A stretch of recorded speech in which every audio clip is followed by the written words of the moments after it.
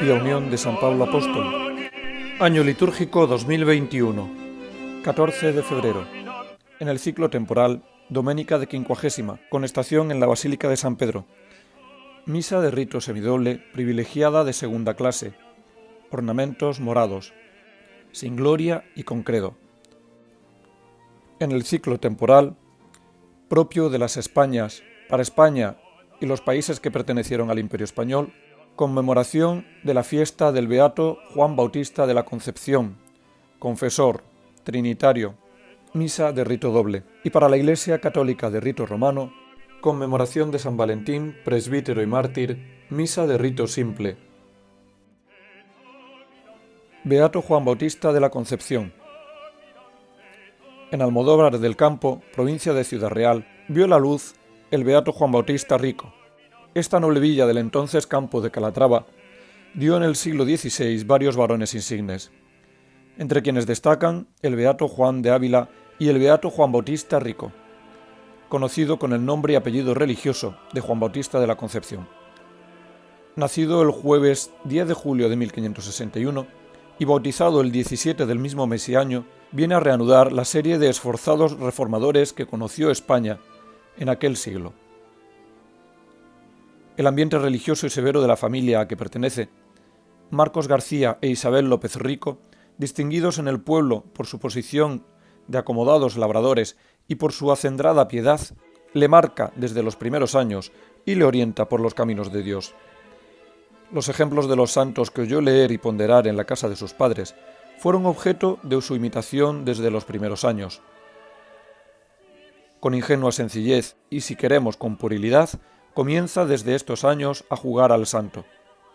Los relatos que su hermano mayor nos ha dejado de estos años nos parecerían exageraciones si no se viesen confirmados con las señales que dejaron en el Beato Juan para toda la vida. Cilicio, disciplinas, ayunos, lecho duro, fue probando a escondidas de sus padres y también a sabiendas, aunque procurando refrenarle. La salud se le estragó, viniéndosele a secar un lado y durándole este mal casi 2 años. Más valiosos que las austeridades fueron las devociones fundamentales que de aquel hogar sacó, cuales son el espíritu de caridad con los pobres y la devoción a la Virgen María y el amor al sacramento de la Eucaristía.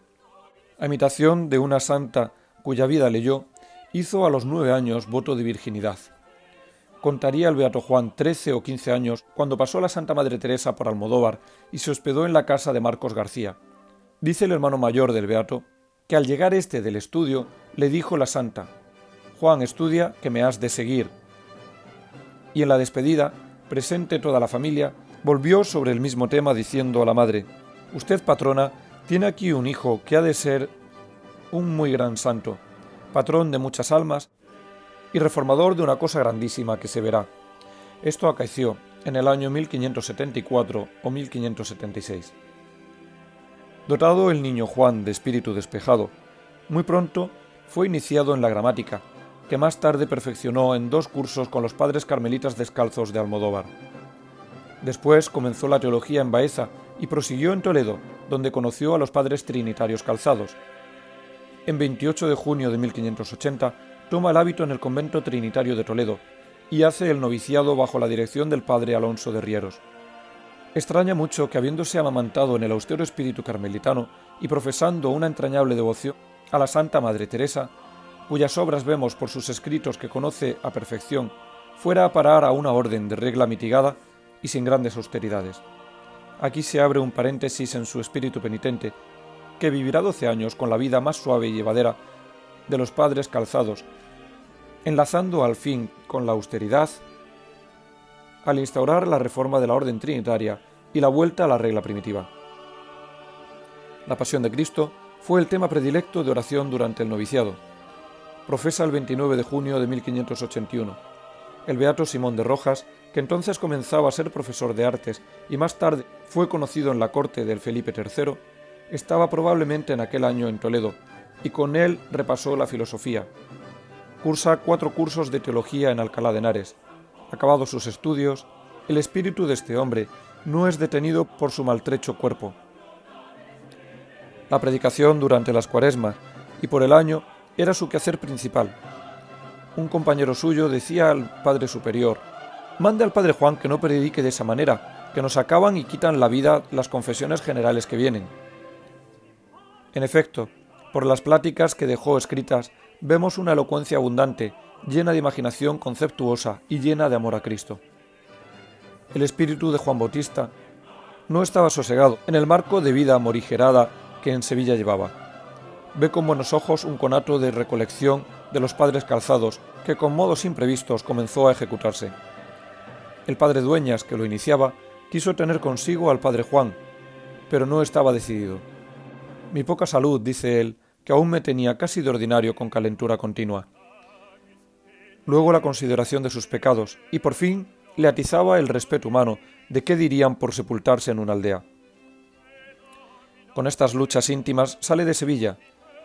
Ya había pasado de Écija cuando viene una nube sobre mí, que sin saber dónde se juntó y formó, con tales truenos, relámpagos, piedras y aire, de cada relámpago que sobre mí caía era un rayo que me decía: «Enmiéndate, que si no acabarás». Pasó la tempestad y yo quedé recoleto, con voto y con obligación, con deseo y con voluntad. Entonces se abrazó Juan Bautista a la voluntad de Dios, de tal modo que ya jamás se desviaría de ella. Consigue ir de ministro a Valdepeñas. Después decide ir a Roma para salvar la recolección. Superados muchos obstáculos, llega a la ciudad eterna el 21 de marzo de 1598. Aquí fueron sus trabajos indecibles. Los padres calzados movilizan toda su influencia en la corte de España. El procurador lleva la lucha contra el reformador sin escrúpulo en los medios. Este se ve inmovilizado casi 2 años en el convento de los padres carmelitas descalzos. En esta época sufre unas purificaciones pasivas que le acercan a Dios. Se abraza denudadamente a la cruz de Cristo. Me enamoré de la vida de trabajos, la acepté, la quise, la abracé, la amé y la reverencié en nombre de Jesucristo. Consiguió el breve de erección de la Reforma el 20 de agosto de 1599. Vuelve a España y toma posesión del convento de Valdepeñas en 1600. Entonces estuvo a punto de perecer a manos de sus contrarios. Pronto comenzó a recibir nuevos religiosos que llevaban una vida de mucho rigor en la comida y en el vestido. Vacaban a la contemplación y a las obras de caridad propias de los trinitarios. Desde 1601 al 1605 se preocupa de consolidar la reforma fundando 8 conventos, entre ellos Alcalá, Madrid y Salamanca. Las dificultades que hubo de vencer en algunos de ellos fueron muy serias, añadiéndose los impedimentos que le puso el visitador a fin de prolongar un mandato que cesaba con la fundación de la 8ª casa. Esta contradicción brotará otra vez y será causa de padecimiento al reformador hasta la hora de su muerte. Elegido provincial, continúa fundando hasta 7 casas, algunas importantes, cuales son Salamanca, Baeza, Córdoba, Sevilla y Pamplona. Visita los conventos, alienta a los religiosos, predica, escribe y no conoce descanso. Su actividad literaria, que llena 8 nutridos tomos, es un rico arsenal místico, ascético y autobiográfico. Corre durante estos años colmados de preocupaciones por la descalcez. Es un espíritu en carne flaca, pero lleno de amor a Cristo. Cesa de ser provincial en el 1609, no sin antes haber padecido la visita del padre Andrés de Velasco, que sin embargo declaró no haber hallado pecado venial en la religión.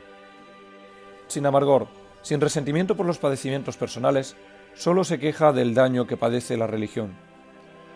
Con muchos trabajos realiza la fundación de Toledo en 1611. Generosamente se ofrece a llevar a cabo la de Sanlúcar de Barrameda, a pesar de la dolorosa operación de vejiga que acaba de sufrir. Desangrado y sin fuerzas llega a Sanlúcar y comienza los trámites para fundar. Le ordena el padre provincial que suspenda sus gestiones. Obedece sin réplica y no para de considerar el modo violento con que se transmite esta orden. Se retira a Córdoba, acabado de la infección que había minado su organismo, y tendido en la cama recibe el anuncio de la muerte con las palabras del salmista: «Heme alegrado en lo que se me ha dicho, iremos a la casa del Señor. Exhaló su espíritu para entregarlo al Señor, mientras cantaban los religiosos a su alrededor el símbolo de la fe. Era el jueves 14 de febrero de 1618. La senda de rigor y entrega a Cristo por él iniciada fue seguida en la descalcez trinitaria primitiva por figuras tan grandes como son el venerable Tomás de la Virgen y San Miguel de los Santos. Él injertó nueva vida en el tronco multisecular de la orden trinitaria, rejuveneciéndola con una vuelta a la austeridad primitiva y al celo por la salvación de las almas, que él mismo concretizó en la redención de los cautivos cristianos, en la misión entre infieles y en la predicación de la palabra de Dios entre los cristianos. Gracias a su iniciativa, pudo superar la orden los sucesivos vendavales que casi la extinguieron, teniendo su brote en la rama descalza.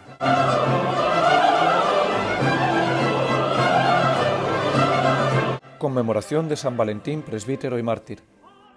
En la Puerta Flaminia de Roma, que se llamó Puerta de San Valentín, porque allí en recuerdo de su martirio el Papa Julio I, en el siglo IV, construyó en su honor una basílica. Fue allí en el umbral de Roma, cuando a Roma se llega desde Umbría, donde San Valentín, presbítero y mártir, sería degollado por orden del emperador Claudio II. Por haber socorrido a los cristianos encarcelados, Valentín hubo de soportar ante el tribunal del emperador un largo, severo y minucioso interrogatorio.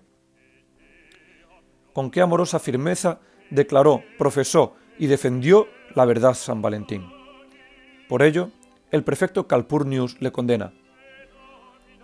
Su lugarteniente, Asterius, recibe y acepta la misión de custodiarle.